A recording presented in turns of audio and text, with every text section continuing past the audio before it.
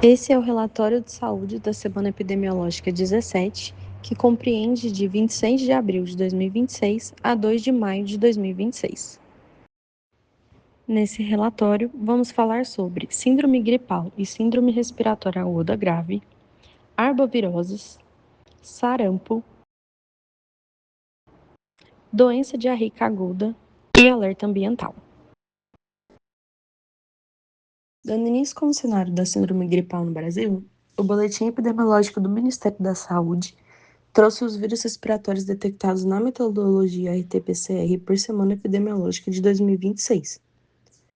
Ao longo das semanas, o vírus que mais se destaca é o rinovírus, responsável pela maior quantidade das detecções. O SARS-CoV-2, causador da Covid-19, também segue presente, assim como os vírus influenza A e o metapneumovírus. O pico de detecções aconteceu por volta da semana 9 e 10, com quase 1.700 vírus identificados em uma única semana, chegando agora a um total acumulado de quase 17 mil casos.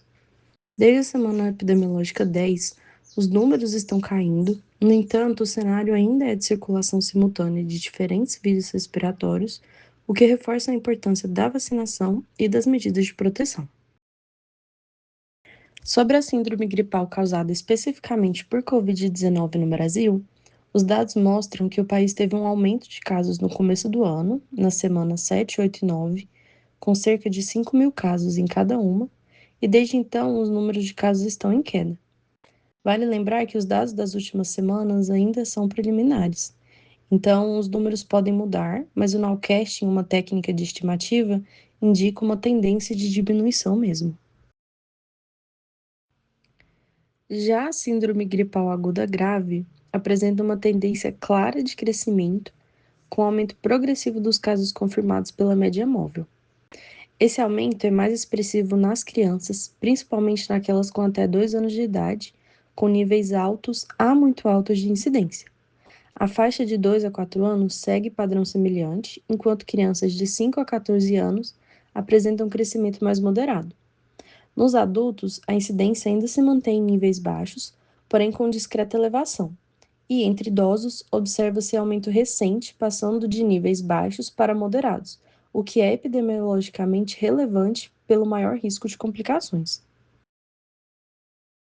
A distribuição dos novos casos evidencia que o atual aumento de SRAG é impulsionado principalmente pelos vírus sincicial respiratório, que atinge principalmente crianças pequenas, especialmente menores de 2 anos. Outros vírus respiratórios, como o rinovírus, também contribuem, porém com menor intensidade. Influenza e SARS-CoV-2 ainda apresentam baixa participação relativa, mas permanecem como potenciais agentes de aumento nas próximas semanas. Entre adultos e idosos, os casos são menos numerosos e mais distribuídos entre diferentes vírus. Apesar da presença de dados ainda parciais nas semanas mais recentes, o padrão geral indica crescimento da transmissão viral, caracterizando um cenário típico de sazonalidade respiratória e reforçando a necessidade de vigilância contínua e preparação da rede de saúde. O que vemos no Brasil, então, é um cenário preocupante. A maioria dos estados se encontram em nível de risco ou alto risco nas últimas 2 semanas para SRAG. E quando olhamos a tendência das últimas 6 semanas, a maior parte do país ainda mostra uma probabilidade de crescimento dos casos. Alguns poucos estados, no centro-oeste e no sul, apresentam tendência de queda. Ou seja, a SRAG segue em um momento que exige atenção, especialmente nas regiões norte e nordeste.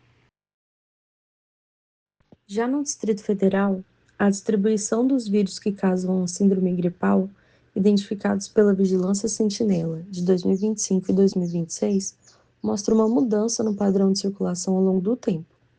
Apesar do rinovírus manter uma presença constante e predominante em grande parte das semanas, caracterizando-se como um dos principais agentes circulantes ao longo de todo o período, há períodos específicos em que outros vírus ganham destaque.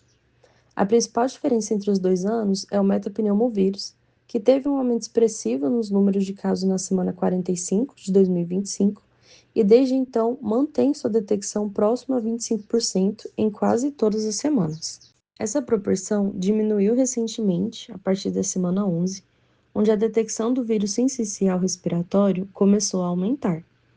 A detecção de influenza também está crescendo desde a semana 8, principalmente a influenza A não subtipada e, em menor proporção, influenza B e a H3N2. Em 2025, o SARS-CoV-2 foi predominante em várias semanas, também sendo responsável por 25% das detecções em algumas delas. Porém, esse ano, ele não chegou a atingir essa proporção e segue em queda. Outros vírus, como o adenovírus, aparecem de forma mais pontual e com menor distribuição relativa. As amostras coletadas nas últimas 3 semanas epidemiológicas ainda estão sendo analisadas. Na semana 15, foram coletadas 92 amostras, das quais 90 foram processadas, representando um aproveitamento de 97%. Já na semana epidemiológica 16, o número de amostras coletadas caiu para 76, com 59 processadas, correspondendo a 77% do total. E na semana mais recente, a semana 17, o sistema mostrava apenas 20 amostras coletadas e nenhuma processada. Essa redução pode refletir atrasos logísticos, amostras que estão em fase de processamento ou uma atualização do sistema mais demorada. No entanto, para a vigilância ser efetiva, é necessário manter uma atenção no número das amostras coletadas e analisadas. Ao longo das 17 semanas epidemiológicas de 2026, os atendimentos por síndrome gripal na atenção primária à saúde do Distrito Federal teve uma trajetória de crescimento consistente. No início do ano, as semanas 1 a 7 registraram volumes menores, entre aproximadamente 1.600 e 2.500 atendimentos semanais. A partir da semana 8, houve uma aceleração progressiva, com um pico na semana 16, com 5.671 atendimentos, o maior da série. A semana 17 apresentou um leve recuo, com 3.892 casos. Em paralelo, o percentual de atendimentos gripais em relação ao total de consultas nas APSs também subiu ao longo do período, saindo em cerca de 4% nas primeiras semanas e chegando próximo a 8%. A taxa de positividade viral registrada no Distrito Federal ao longo de aproximadamente um ano de monitoramento oscilou de forma considerável, mas se manteve em patamares elevados durante todo o período. No início da série histórica, por volta da semana 16 a 18 de 2025, a positividade esteve alta, chegando a superar 70%. Após esse pico inicial, houve uma tendência de queda até atingir valores próximos de 40% nas semanas intermediárias, entre a semana 30 e a 50. Com a virada do ano e o início de 2026, a positividade voltou a subir, estabilizando-se em torno de 55 a 65% nas semanas mais recentes. Essa trajetória reflete justamente a coleta e análise das amostras citadas anteriormente e nos mostra se estamos detectando os vírus que estão circulando no Distrito Federal. Sobre a síndrome respiratória aguda grave no Distrito Federal, analisando desde o ano de 2023, vemos um padrão de aumento nas primeiras semanas do ano em todos os anos. Os maiores volumes de casos tendem a ocorrer entre as semanas 10 e 22, que coincidem com o período de outono e inverno, quando vírus respiratórios circulam mais. Em 2026, os dados disponíveis até a semana 16 mostraram um crescimento progressivo dos casos desde o início do ano. Nas semanas 14 e 15, os registros estavam próximos de 300 casos semanais.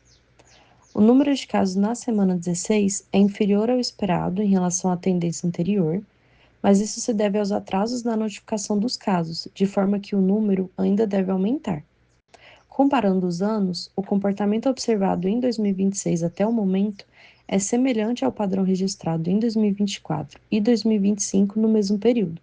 Considerando a sazonalidade da série histórica, as próximas semanas devem ser acompanhadas.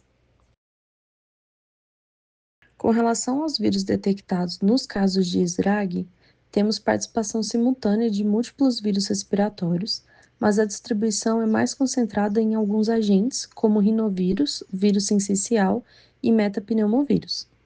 É possível ver uma semelhança no perfil de SRAG com o de síndrome gripal, explicado anteriormente, sendo que a maior diferença seria o número de influenza A, que em síndrome gripal está aumentando, mas não em casos de SRAG. Importante chamar a atenção para a proporção de não detectados, que está próxima a 25%. Isso quer dizer que, em pelo menos 25% dos casos, não sabemos qual vírus levou à hospitalização. A situação vacinal contra a influenza no Distrito Federal em 2026 demonstra uma baixa cobertura nos grupos prioritários, com apenas 29,81% de cobertura alcançada até o momento. De uma população-alvo de 640.051 pessoas, foram aplicadas 190.784 doses, um valor ainda muito distante da meta preconizada pelo Programa Nacional de Imunização, que estabelece pelo menos 90% de cobertura para crianças, gestantes e idosos. Esse cenário indica risco elevado para aumento de casos de síndrome respiratórias, especialmente no contexto atual de crescimento de esraga observado no país. A baixa cobertura compromete a proteção coletiva e aumenta a probabilidade de ocorrência de casos graves, internações e óbitos, principalmente entre os grupos mais vulneráveis. Diante disso, é fundamental intensificar imediatamente as estratégias de vacinação, com ampliação do acesso, busca ativa de não vacinados, mobilização social e ações extramuros. No contexto da vigilância em saúde, a baixa cobertura vacinal associada ao aumento da circulação viral reforça a necessidade de resposta rápida para reduzir o impacto sobre a rede assistencial nas próximas semanas. Quanto aos 33 municípios de Goiás e Minas Gerais, que fazem parte da região integrada de desenvolvimento do Distrito Federal e entorno, apenas 5 ainda não detectaram casos de esrague. Corumbá de Goiás possui a maior incidência do estado, 168 a cada 100 mil habitantes, e era 149 na semana passada. Em seguida, temos Abadiânia, com 85, Cidade Ocidental, 72, Lusiânia, 71, Novo Gama, 66 e Águas Lindas de Goiás, 58. Os 18 municípios restantes estão com incidência abaixo de 50 casos a cada 100 mil habitantes. Apesar de territórios administrativamente distintos, os municípios que compõem a rede funcionam como uma rede epidemiológica integrada, devido principalmente a um grande deslocamento de pessoas entre os municípios para trabalho, estudos, entre outros. Além disso, há uso compartilhado da rede de saúde.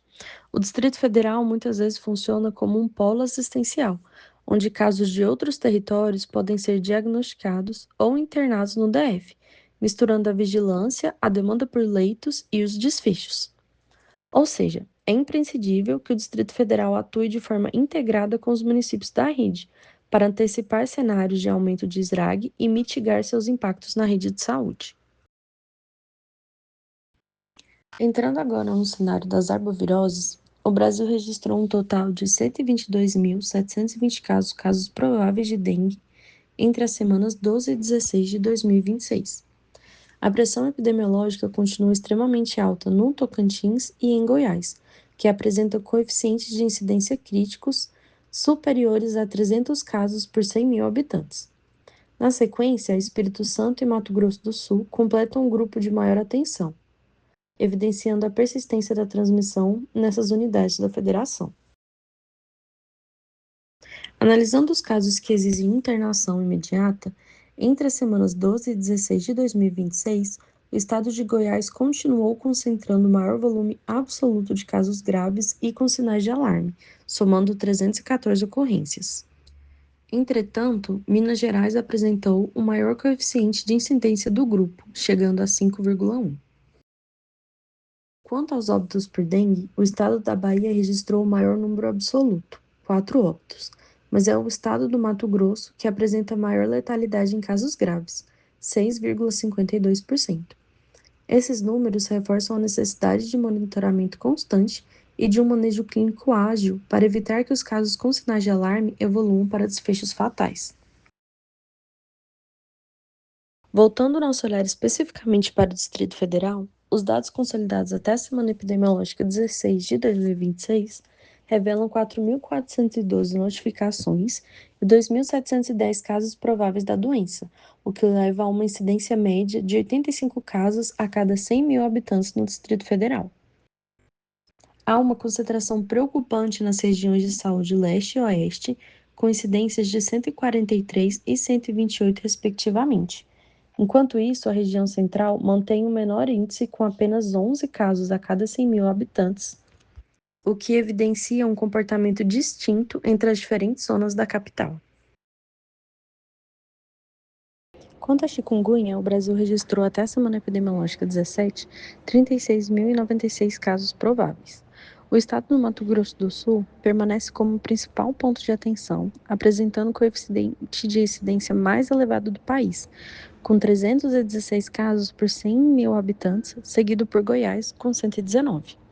Em números absolutos, Mato Grosso do Sul e Minas Gerais lideram as notificações, ambos concentrando mais de 9.200 casos prováveis cada um. No Distrito Federal, o cenário atual é de baixa magnitude, com 122 notificações e 94 casos prováveis, resultando em uma incidência de 3 casos a cada 100 mil habitantes no ano de 2026. Apesar dos números reduzidos, a região sul e a central apresentam as maiores incidências, com cerca de 4 casos por 100 mil habitantes, dados que orientam nossas ações de vigilância em pontos específicos do DF. Já na rede, o cenário é de transmissão heterogênea nos municípios. Observa-se a coexistência de municípios sem registro de casos, áreas com notificações iniciais e localidades com casos confirmados. Os municípios que concentram o maior número de casos são Novo Gama, com 23 casos confirmados, e Cristalina, com 7 casos confirmados, configurando-se como possíveis epicentros da doença na região. Outros municípios, como Abadiânia e Goianésia, apresentam menor número de casos, indicando transmissão já estabelecida, porém em menor magnitude. A distribuição espacial dos casos sugere um eixo de dispersão associado ao entorno sul do Distrito Federal, com propagação progressiva para os municípios vizinhos. A presença de localidades com poucos casos ao redor dos principais focos reforça a hipótese de disseminação recente, enquanto os municípios ainda sem registro podem representar áreas suscetíveis à introdução do vírus ou, alternativamente, regiões com subnotificação. Em relação ao monitoramento da febre do Oropouche no Brasil em 2026, até a semana epidemiológica 16, foram confirmados 10 casos da doença em território nacional. O Espírito Santo registra o maior volume, com 3 casos, enquanto outros 7 estados, abrangindo diversas regiões do país, notificaram uma ocorrência cada. Embora o volume seja baixo, a dispersão geográfica sinaliza a necessidade de atenção redobrada. A Secretaria de Estado da Saúde de Goiás confirmou, em 29 de abril de 2026, o primeiro caso autóctone de febre do Oropouche no município de Anápolis.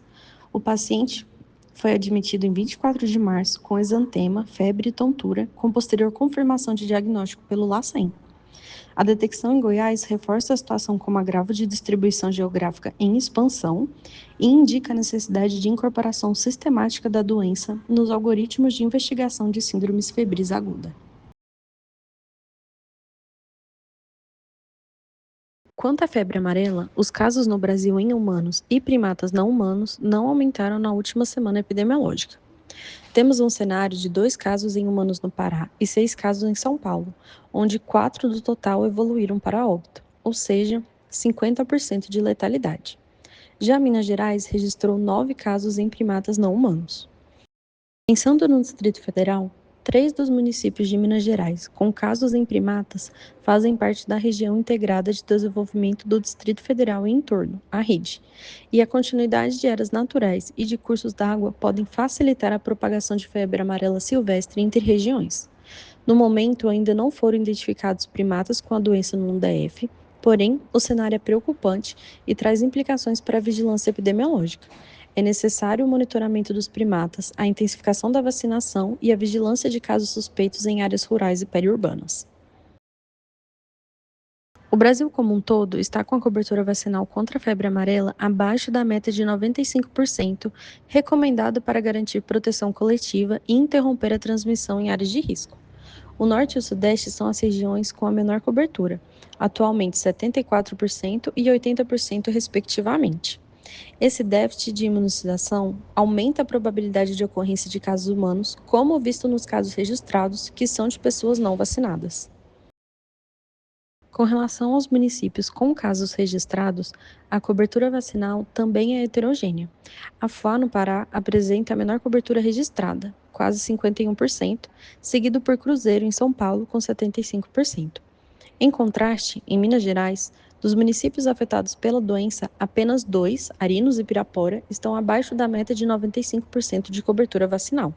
Outros municípios pertencentes a Minas Gerais e São Paulo registraram coberturas superiores a 100%, chegando a 143%.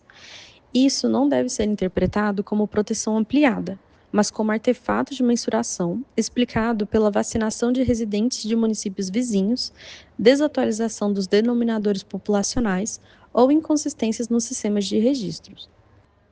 A detecção de casos humanos nesses municípios revela que a média agregada não reflete a distribuição real da imunidade. Isso reforça que a meta de 95% de cobertura precisa ser alcançada de forma homogênea em nível local, condição indispensável para reduzir o risco de novos casos em um contexto de epizootia ativa.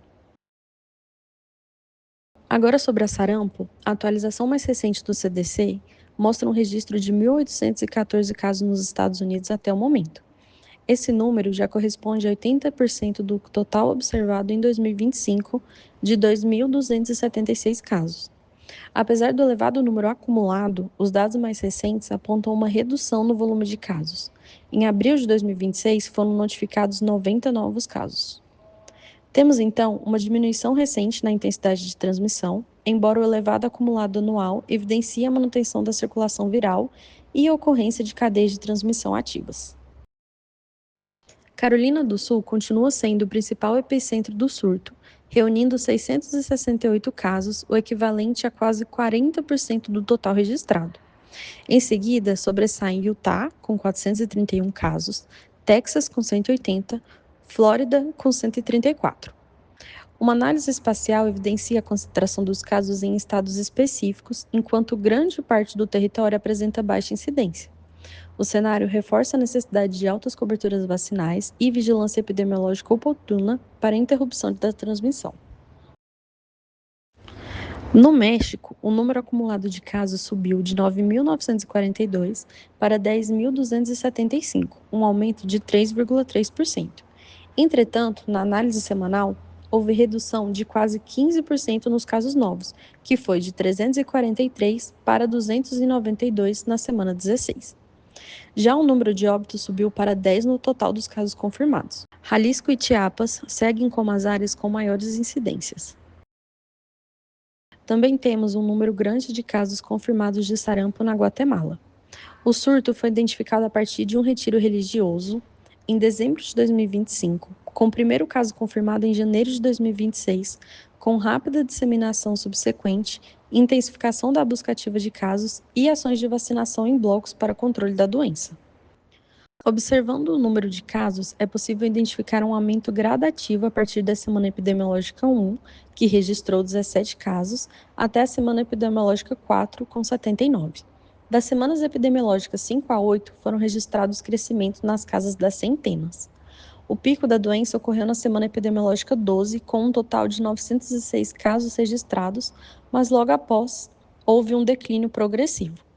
O último registro pelo Ministério de Saúde do país foi na semana 16, com 51 casos até o momento, representando uma queda de 81% em relação ao quantitativo da semana anterior, 261 casos. Na distribuição de casos por departamento na Guatemala, destaca-se a região central, com uma maior concentração de registro.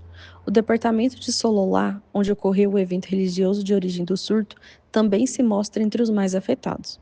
Departamentos vizinhos apresentam elevado número de casos, evidenciando a ampla disseminação territorial do vírus a partir do evento inicial. A ocorrência de óbitos em Quichá e Totonicapã reforça o impacto do surto nessas regiões, especialmente entre lactantes menores de 1 ano, sem esquema vacinal completo. O total de casos no país é de 5.297 no ano de 2026, com 4 óbitos. Quanto à cobertura vacinal de sarampo no nosso país, temos uma cobertura da primeira dose mais elevada, com destaque para o Nordeste, com quase 95% de cobertura, e Centro-Oeste, com 93%. enquanto a segunda dose apresenta queda em todas as regiões, sendo mais crítica no norte, com 58,4%. Importante lembrar que a Copa do Mundo acontecerá em aproximadamente um mês e os jogos acontecerão justamente nos Estados Unidos e no México. O Ministério da Saúde já emitiu um alerta de risco iminente de disseminação, considerando o elevado fluxo de viajantes brasileiros com destino aos países sede do evento, e aumentou as ações de vacinação destinadas a essa população. A campanha se iniciou na sexta, dia 29 de abril, configurando-se como uma oportunidade para o aumento da cobertura de segunda dose.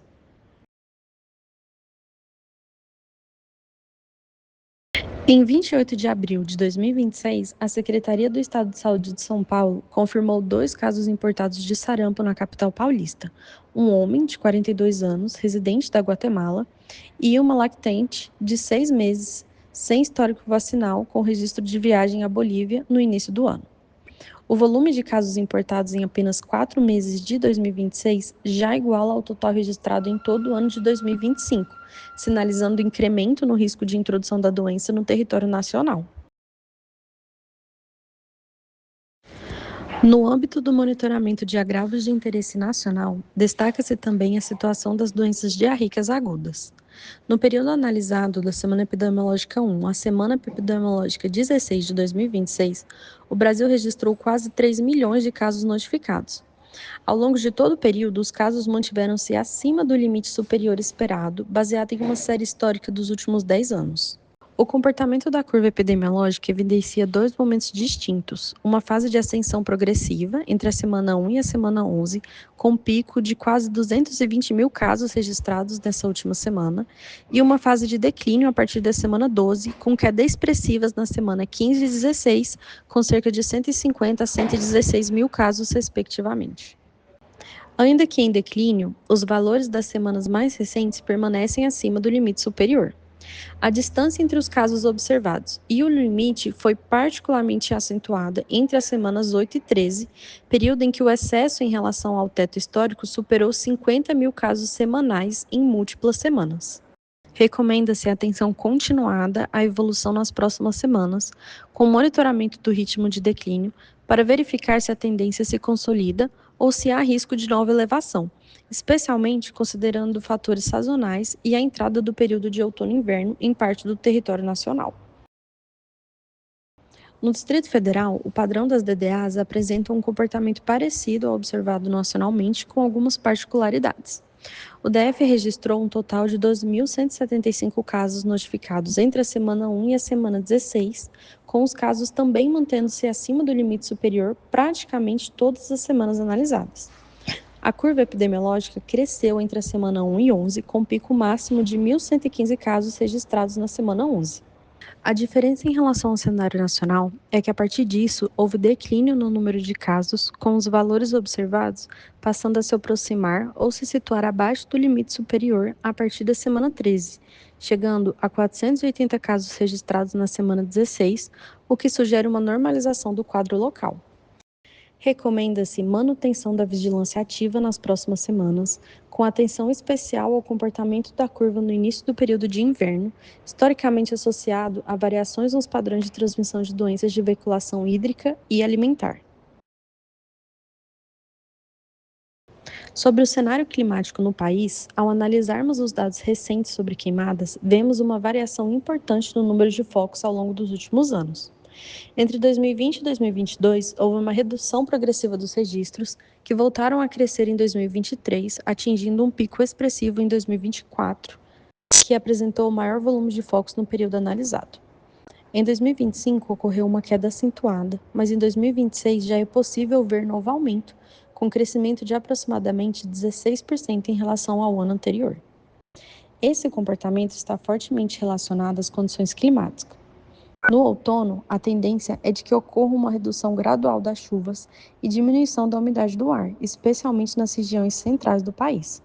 Além disso, existe a possibilidade de influência de fenômenos climáticos de grande escala, como o El Niño, que pode intensificar períodos de seca e aumentar ainda mais o risco de queimadas em determinadas regiões. Na região Nordeste, há uma concentração importante de focos, com destaque para a Bahia, que apresenta 417 registros, sendo o estado mais afetado no período analisado. Na região Norte, também se observa alta ocorrência, especialmente em Roraima, com 257 focos, além de Tocantins, que registra 150. No Sudeste, Minas Gerais se destaca com 208 focos, indicando que a problemática também atinge estados fora das áreas tradicionalmente mais críticas. Já na região Centro-Oeste, o Mato Grosso apresenta o maior número de focos, com 190 registros, seguidos por Goiás e Mato Grosso do Sul, com valores intermediários. Por outro lado, a região Sul apresenta, de forma geral, menor intensidade de queimadas, com números mais baixos quando comparado às demais regiões. Considerando o conjunto de dados, os 5 estados com maior número de focos são Bahia, Roraima, Minas Gerais, Mato Grosso e Tocantins, que concentram uma parcela significativa das ocorrências no país. Esse padrão reforça a necessidade de ações direcionadas por território, com foco prioritário nas áreas mais críticas. Ao analisar a distribuição das queimadas por bioma no Brasil, no período de janeiro a abril de 2026, observa-se maior concentração na Amazônia, seguida pelo Cerrado e pela Caatinga. As diferenças entre os resultados por estado e por bioma ocorrem porque se tratam de unidades distintas. Estados são divisões político-administrativas individuais, enquanto biomas abrangem grandes áreas ecológicas que incluem vários estados.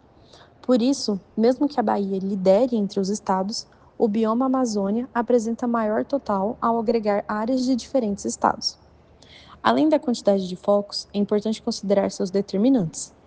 Embora possam ter origem natural, a maioria das queimadas está associada à ação humana, como atividades agropecuárias e uso inadequado do fogo. Fatores climáticos, como altas temperaturas e períodos prolongados de seca, também favorecem sua ocorrência, especialmente no Cerrado e na Caatinga. Assim, as queimadas devem ser compreendidas como um fenômeno multifatorial influenciado por fatores ambientais, climáticos e sociais, exigindo ações integradas de monitoramento e prevenção. Além dos impactos ambientais, as queimadas representam um importante problema de saúde pública, devido à emissão de poluentes que afetam a qualidade do ar. A exposição à fumaça está associada ao aumento de doenças respiratórias, como asma, bronquite e infecções respiratórias agudas, além de agravar doenças cardiovasculares, especialmente em crianças, idosos e pessoas com comorbidades. Diante disso, medidas de prevenção e cuidado são essenciais, incluindo o monitoramento da qualidade do ar, a redução da exposição de períodos críticos, o uso de máscaras quando necessário, a hidratação adequada e o fortalecimento da vigilância em saúde para resposta rápida aos agravos relacionados à poluição atmosférica. Esses são os autores e revisores do relatório de situação. Obrigada.